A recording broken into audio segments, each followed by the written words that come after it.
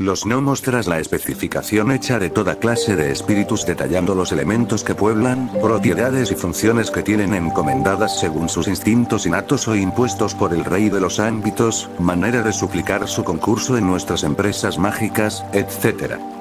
Vamos a tratar ahora de otros seres también espirituales pero que, desligados en todo de los anteriores, forman una nueva legión y obran y accionan con libertad absoluta en relación a los demás. Gnomos, es el nombre de estos espíritus, y están definidos por Arbatel en los anales de la magia, para conocimiento de sus secuaces del siguiente modo: los espíritus guardadores de tesoros, íntimos a la humanidad, de la cual forman parte integrante, son invulnerables a nuestros encantamientos más sutiles. Esta acortación, escrita de puño y letra del gran Arbatel, ha sido generalmente mal interpretada en una de sus partes más significativas, debido a la poca ciencia comprensiva de los genios que han tratado tan escabrosa rama del saber, y es, en lo relativo al principio del versículo antes mencionado, pues debo advertir que las sentencias y máximas inscritas en el libro rojo, obra maestra de Arbatel, está en árabe y doy la traducción para aquellos que, no impuestos en los secretos de este arcano, no puedan por sí solos, a la voz de un conjuro, hacerse con el original, libro raro, escrito en hojas de pergamino, que Olimpiadoro y Sinesio ensayaron en balde de copiar, por la sencilla razón de que a medida que escribían, se iban borrando los caracteres. Sin embargo, tal fue el empeño de ambos por conocerlo, que consiguieron retener en la memoria algunos párrafos, los cuales les fueron muy útiles en sus experimentos de alquimia, logrando hacer artificialmente oro y brillantes. Mas, apartándonos de digresiones, diremos que la calificación de guardadores de tesoros a que antes aludiéramos es la hiperbólica y de sentido figurado, pues su autor no solo se refiere a los tesoros que se hallan ocultos en forma de minerales, piedras preciosas, moneda acuñada, etc., sino también a la inteligencia del hombre que, bien entendido, es la riqueza mayor de que estamos dotados los mortales y de la cual se convierten en sus más fieles guardianes, dirigiéndola por el camino de la suprema perfección.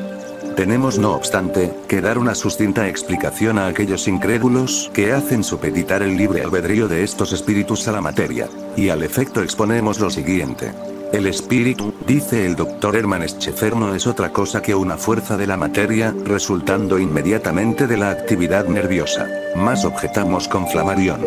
¿De dónde viene esa actividad nerviosa? ¿Qué es sino el espíritu el punto donde radica esa potencia? ¿Acaso es el alma la que obedece y se somete al cuerpo o este al alma? Dogmas son que caen por su base y a los que no debemos dar importancia aunque hayan sido sostenidos por eminencias como Laugel, Maleschotte, Bicher y otros afamados profesores. Téngase presente que nuestro espíritu se halla constituido de tal modo, que en su composición entran una inmensidad de pequeños espíritus, que trabajan constantemente en el desarrollo de nuestras ideas, y estos en relación directa con los gnomos, son los que producen en nuestra alma sensaciones de placer, alegría, valor, cariño, simpatía, temor, tristeza y otras muchas que sin darnos cuenta exacta de su origen, se apoderan de nosotros de un modo absoluto. Estos espíritus son tan diminutos que para hacer su comparación, habríamos de decir que parecen átomos, uno, lo cual no es obstáculo para que sean tan exactos en el cumplimiento de su deber, que tan pronto como aparecemos a la faz del orbe y aspiramos el primer hálito de vida, ya somos víctimas de su benéfica invasión, que nos acompaña y dirige hacia el término del destino que la providencia nos señaló de antemano. Tan complejo, amplio e importante es ese papel que desempeñan en nuestra existencia, que casi podemos decir que dependemos de ellos, sin temer el arrepentirnos y, por razón natural, son los que debiéramos conocer para explicarnos muchos de los fenómenos que nos suceden y que hasta ahora han quedado sin explicación categórica. La residencia de los gnomos son las ondas aéreas y, como sus moradas, nunca están en reposo. Además tienen la propiedad de penetrar por todos los poros de la tierra y hasta se filtran en el corazón de las montañas. Tienen un poder omnímodo sobre la imaginación del hombre, son su égida en los peligros, su inspiración en la duda, su horóscopo de lo futuro. De ahí vienen las preocupaciones que tenemos, las cuales siempre suelen ser ciertas. Es el céfiro transmisor de las órdenes, demandadas o ruegos de los hombres a los espíritus de estos entre sí, y tal es su convicción de lo bueno y lo malo, que si va en perjuicio de los seres racionales la voz que arrastran a su destino, tratan de librarse de su posible carga, chocando con los obstáculos que encuentran a su paso, desbaratando de este modo el poder de los espíritus no congéneres, los cuales nada pueden hacer para contrarrestar sus impulsos justicieros, pues como ya hemos dicho, los gnomos tienen por misión principal velar por el equilibrio de los talentos amenazados de las fastuosas maravillas de los espíritus malignos. También hemos hecho notar que la influencia o acción de los gnomos es ejercida sobre el cerebro, y por lo tanto, ellos son los engendradores de la ilusión de los sentidos. Quieren al hombre y le proporcionan una vida inmaterial, le hacen soñar y le enseñan a sentir, porque no es verdad como se cree que el sueño no sea más que una retrotracción de pensamientos ya impresos en nuestra masa encefálica, no. La imaginación es incesante como los mismos gnomos que la incitan a funcionar, estando dispuesta a crear en todo momento, y si faltase esta mecánica, la materia se confundiría, hasta el momento en que llegase su transformismo total, que no sería lejano. Únicamente pueden existir diferentes grados de actividad mental o relativo reposo en relación al género de células que vibran en nuestro entendimiento, pudiendo afirmarse que cuanto más en contacto esté el objeto o imagen, causa del movimiento fisiológico, con lo material y mundano, más agitado está el sistema nervioso, en virtud de estar en tensión más número de nervios de la prodigiosa fábrica de nuestros organismos. ¿Pensáis por ventura que esas inmensas moles de granito cuya geognosia son, en su mayor parte pequeños cristales de cuarzo, feldespato, mica y ortosa, que se elevan a infinidad de metros sobre el nivel del mar, permanecen inmóviles y en reposo absoluto? Pues no. Vibran todas sus moléculas, por razón de la cohesión y expansión de los átomos en que el éter imprime su movimiento, y vacilaréis ahora si os digo que la materia viva es incesante en sus fases cuando hasta las masas, inanimadas aparentemente no lo son. Y más aún, si confesáis que la materia organizada está constantemente en vigor, ¿qué diréis de los espíritus en cuya substancia se sintetizan estas cualidades y una poderosa de que carecen el resto de los elementos del cosmos?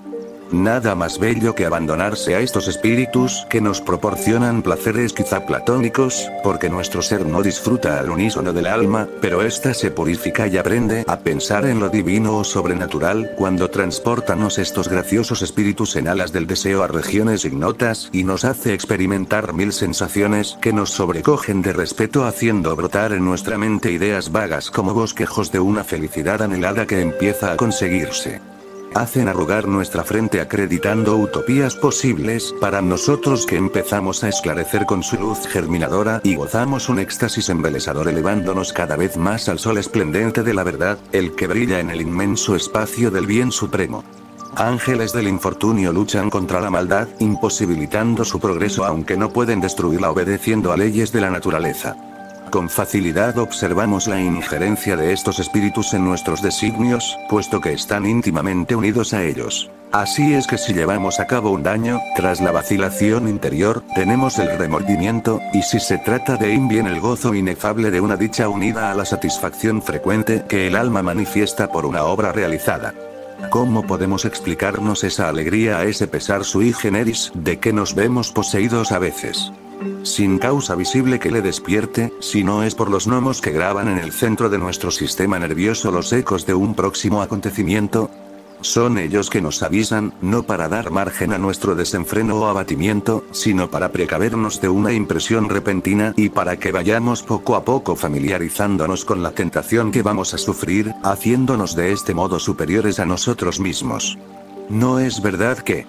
cuando hablamos de una persona a quien no hemos visto desde largo tiempo, suele suceder que aparece ante nuestros ojos en breves instantes?